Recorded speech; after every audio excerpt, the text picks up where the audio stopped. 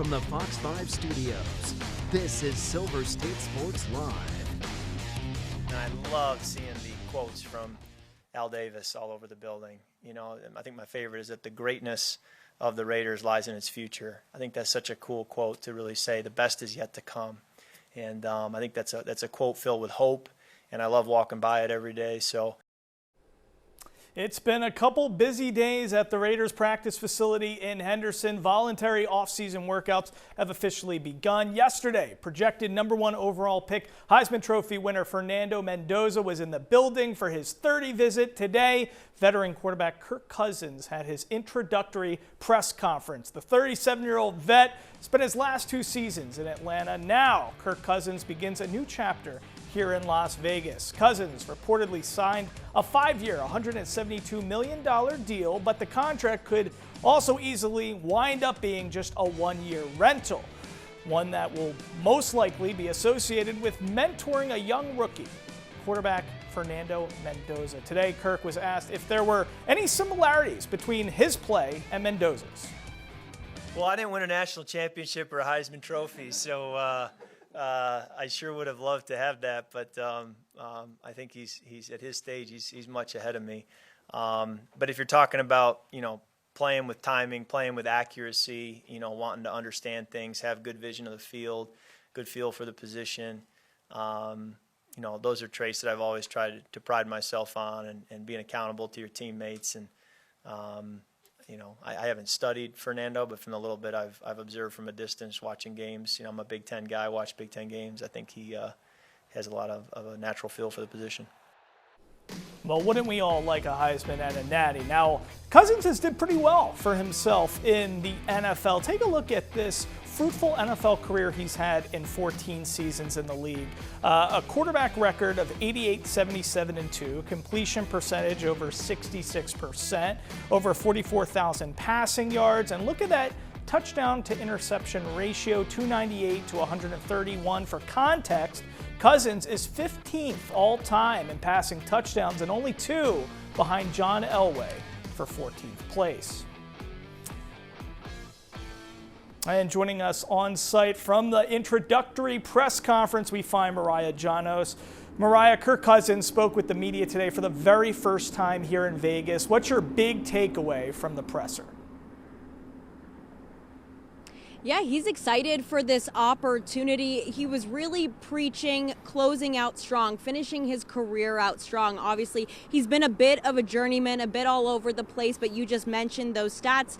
Kirk Cousins is a great quarterback and a great guy to have in this locker room, whether he be the starter or be that insurance policy to back up Fernando Mendoza should the Raiders select him overall. But we heard him off the top of the show talking about the Al Davis quotes as he's walking through the facility. He was in absolute awe coming here to Las Vegas, and he equated it to his time setting foot on the Michigan State campus, rocking the iconic Raiders shield. It was similar to that iconic Michigan State Spartans logo, so he was really drawing comparisons there to the start of his career really back in college to now the tail end of his career here in Las Vegas, Mike. Yeah, and I love that moment where he quoted Al Davis and he likened everything to Michigan State. Do you think, reading between the lines of this presser, he really seems like he's on board to mentor and develop Fernando Mendoza? Because somebody asked him, hey, do you think your best football is still ahead of you? And he said, listen, it would be a weird thing for me to say yes, but I believe that in myself. Do you think he really is on board to develop and help mentor Mendoza? Absolutely, and I really appreciated that candid answer out of him when he said, that would be kind of crazy for me to just admit right here, right now, yes, the best football is in front of me at the tail end of his career, especially in April when we're months away from the start of the season and we don't know who is going to get the start. But I think the biggest difference between here and Atlanta, there was no transparency with Atlanta. He was under the impression that he was going to get the starting job there. He didn't think they were going to draft a quarterback. So that was a whole different situation. There has been full transparency with this front office that, hey, we're looking to a young quarterback. We're going to bring you in as a veteran, as that insurance policy. He knows what his role is, and he admitted he wants the best guy out there. And if that's not him, he's okay with that. He is here to lead and help mentor and help develop and ultimately just help this team win in whatever way that he can. So if that means being on the sideline and serving as another set of eyes for Fernando Mendoza, then so be it. But if that means he gets the start, he's fully going to embrace that as well. But either way, he's excited, he knows his role, and he's ready to step up wherever he's needed. 100%. And it's fascinating because Raider Nation is all in on Fernando Mendoza, but my takeaway from the presser is that Kirk Cousins is all in on Las Vegas. You covered him in Minnesota a little bit, Mariah. Just tell us a little bit about this guy a little bit more, because I think he just showcased so much leadership and poise, and he just seems like such a good dude to have in that quarterback room. Kirk Cousins, good dude, period. That's all you really need to know. He is such a great guy, quality characteristics both on and off the field. He is really a stand-up guy, and he leads with faith, similar to Fernando Mendoza. So we've talked about the comparisons between the two off the field and what they're rooted in. There are a lot of similarities. There's a lot to root for when it comes to Kirk Cousins and Fernando Mendoza. So this tandem is going to be incredible. But Kirk Cousins, what you're getting out of him is guaranteed thoughtful answers, someone that cares about the game, that has a great understanding of the game. We also saw him in the broadcast booth as well, and I think that's only just helped this case that he sees the field really well. He understands the game of football really well. You'd think he would be able to in 15 years into his career, but not everyone can articulate that, right? Yeah. And we've seen him demonstrate that in the broadcast booth as well. So that is always great when you're taking on a role where you could be mentoring someone younger than you and being a leader. You have to be able to verbalize all of that, right? So he's demonstrated that on the TV screen, on the field, and he's just a stand-up guy all around. So there's a lot to look forward to. We got great positive sound bites on the way this football season from whoever the quarterback is. Yes, absolutely. Mariah, thanks so much. That was great. We appreciate it. All right, still to come on Silver State Sports Live, the Golden Knights are red hot. A fourth straight victory now has them tied for first place in the division. Vince Sapienza joins me next to break down all the excitement. This week on the Silver State Sports and Entertainment Network.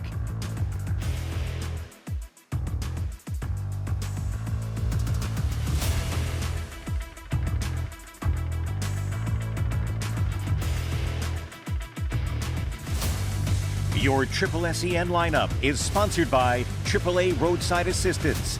Visit AAA today.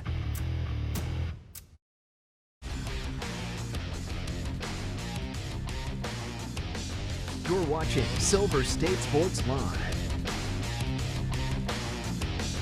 Well, the Golden Knights are on a heater, 4 straight wins under new head coach John Tortorella, and now last night's victory over Vancouver puts VGK tied for first in the Pacific Division. Let's take a closer look at the win. We start at just under 7.5 minutes in the second period. Vancouver's Max Sassone from the right side rips it and scores to give the Canucks the lead. Vegas trails 1-0.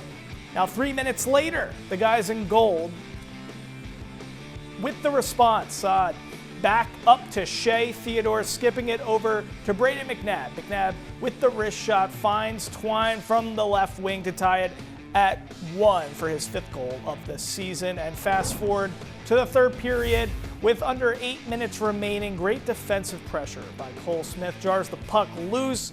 Nick Dow grabs the puck down over the Smith across the middle, and boom, in traffic, Smith shoots and scores. Cole Smith closes out the game with that game winner for his 8th goal of the season as the Vegas Golden Knights win 2-1 over the Vancouver Canucks on the road.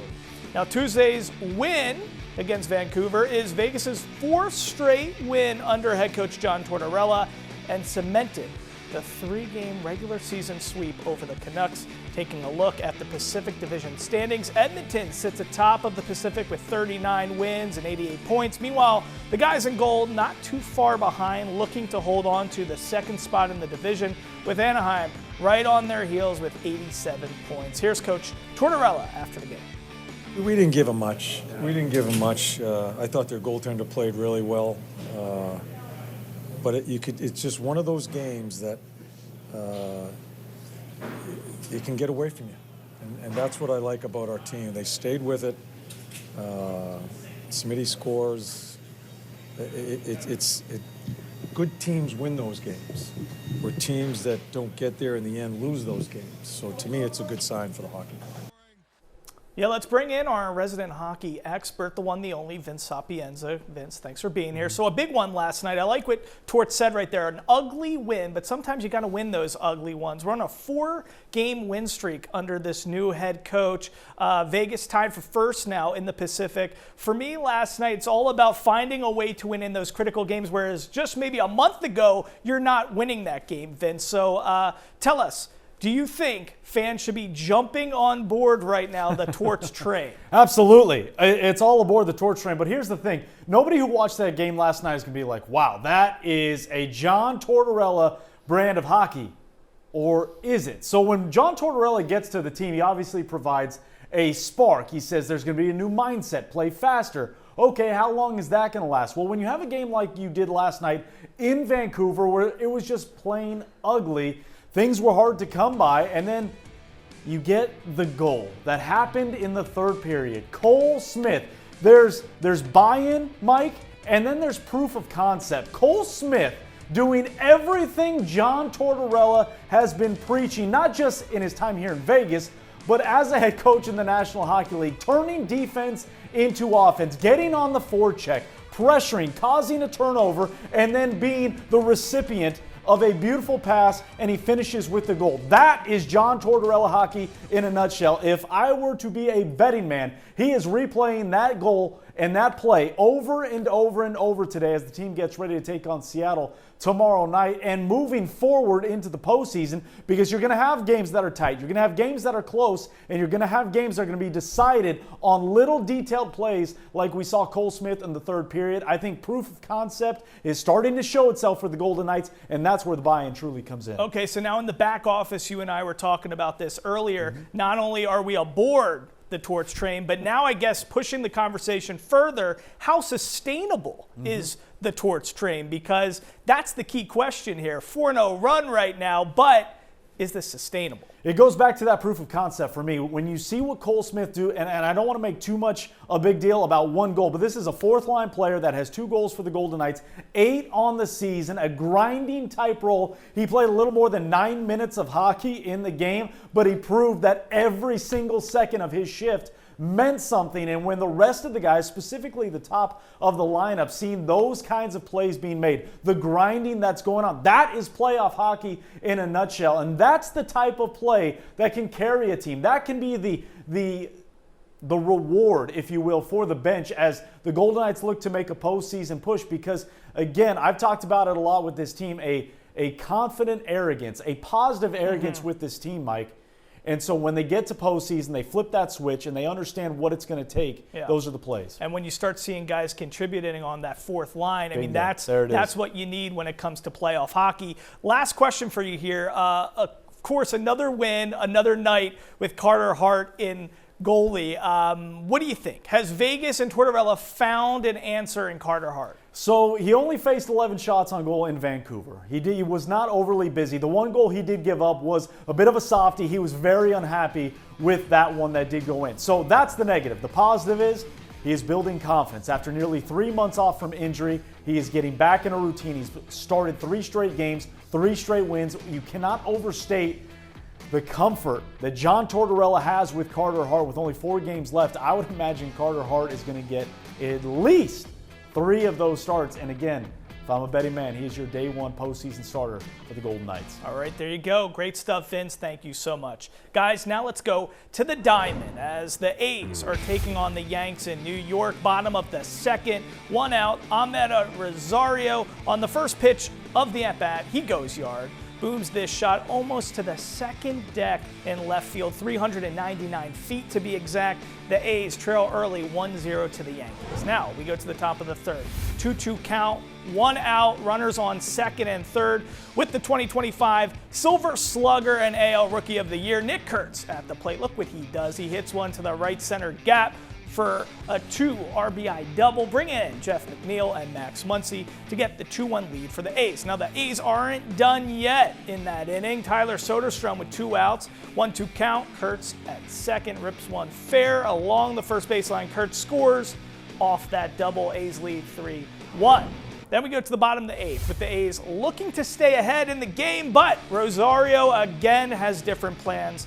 1 out, 0-1 count, runners on first and second. Mark Leiter Jr. delivers a pitch on a platter, and there you go. Rosario eats that baby up, sending it 414 feet to left field for his second homer of the game. The A's lose their lead in the bottom of the 8th and could never recover, dropping this road game to the Yanks 5-3. Now Leiter Jr. with a rough outing in that 8th, which gave him his first pitching loss of the season in the Athletics' 7th of the year. Now the 35-year-old gave up 4 hits, one of those being that 3-run homer from Rosario that you just saw, and 4 runs in that 4th inning. That gave up the lead for the A's as they couldn't hold on, and we all know it's going to be about the bullpen and pitching for this team. Here's A's manager Mark Kotsay as he did not mince his words after last night's loss. Yeah, it's a tough loss for sure. Their lineup's tough, and you got to try to navigate it. And the 8th inning for Mark, the ball that Stanton hit, I haven't seen a ball go that way on Willie in a while, and it just it kind of caught him off guard and really led to kind of opening up that inning and trying to go down and away from Rosario, and we just didn't execute the pitch. So. It's unfortunate, guys. When a 3-1 lead in the 8th, you want to secure those wins, and we've got to figure out a way to do that. Yeah, he's not happy. Well, the A's are going to look to finish out that series against the Yankees and then move on for a 3-game series versus the New York Mets. That's starting on Friday. First pitch at 4 p.m. right here on Fox 5. All right, next up, we're entering the ring. Biaggio Ali Walsh joins us from Chicago as he's set for the PFL lightweight fight on Saturday.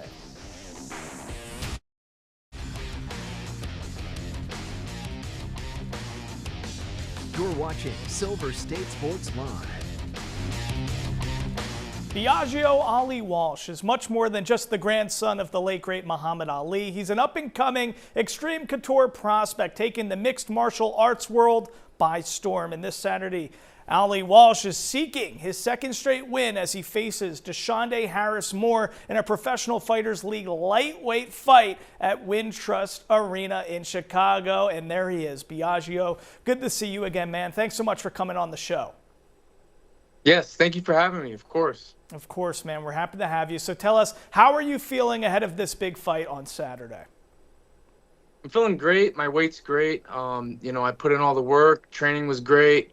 This camp was an amazing camp. I'm just super excited to be back in Chicago. This is my hometown. I was born out here. All my family's out here, so I'm super excited. Yeah, tell us a little bit about your training regimen. I always like to get into the mind, the mentality of a fighter a few days out from Saturday. So what's your preparation look like the week of a fight? Well, the week of the fight, the main focus is making weight, of course. That's honestly, to me, that's the hardest part of fighting is the dieting and cutting weight. Obviously, you got fight nerves going on in your head and everything. And so right now I'm just dialed in, trying to get my weight down, weigh in, and the fight's the fun part. So, still, got the nerves, but it's good to have nerves. These are good nerves to have, and you bring that in with you to the cage, and it allows you to perform at your highest level. Yeah, Harris Moore, this guy you're going up against, he's 22 years old, a little bit of a younger fighter. What do you think you need to do, execute from a plan standpoint in order to win on Saturday? Yeah, he's very rangy. He's a southpaw. He likes to fight on the outside, which is the complete opposite of the way I like to fight. I like to fight inside, and I like to pressure dudes. I like to always come forward. Just make him uncomfortable with that. My plan is to break him and to stay in his face the whole time and make him fight my fight. So, that's the game plan, and I'm going to go on there and try to execute it. I'm curious to hear your answer on this. Your late grandfather, Muhammad Ali, how does he inspire you, and in what ways, what qualities do you feel like you possess similarly to him, both inside and outside the ring? Oh, man, he's been a superhero. He's been my superhero since I was a little kid. He's inspired so many people, but the key things I take from him, not just as a fighter, but who he was as a person. He was the people's champ. He inspired so many people with what he believed in, and he stood on what he believed in. And he always treated people with kindness and respect. You know, nowadays, guys, they think their head's too big and they're kind of arrogant. And my grandfather was not that at all. You know, obviously, the trash talking drew a lot of eyes, and that was the goal for the trash talking. It was to draw eyes and get people to buy tickets. But outside of that, he was such a good person. He was very strong in his faith, which I believe I have the same possessions that he has in his strength and faith. But as a fighter, I believe I have the speed. I believe my jab is as good as I try to take as much as I can as he was as a fighter. I mean, he was so good as a fighter. But my jab, setting up the right hands, and my speed, I think are some good takeaways fighter related. All right. Well, we love to hear it. He was a hero. So are you to everybody here in Vegas. We're hoping you have a lot of success on Saturday night. Thanks so much, Biaggio. Good luck. Thank you so much. Thanks for having me. All right. We'll be right back here on Silver State Sports Live in a second. Well, you may have had a good Tuesday yesterday, but I assure you it was not as good as Connor Griffin, the rookie from the Pittsburgh Pirates. At 19 years old, having only played 5 big league games, this guy just signed a 9-year deal reported to be $140 million. He's going to stay now with the Buccos till 2034. You got to be wondering, Nick Kurtz, after that Rookie of the Year campaign last year, is he considering maybe signing that extension yet? The A's are behind the 8 ball on that. Connor Griffin, 5 games. He's already got the 9-year deal. Exciting stuff for producer James, who I think he's going to be around 37 by the time Connor Griffin signs that second deal. We'll see you tomorrow.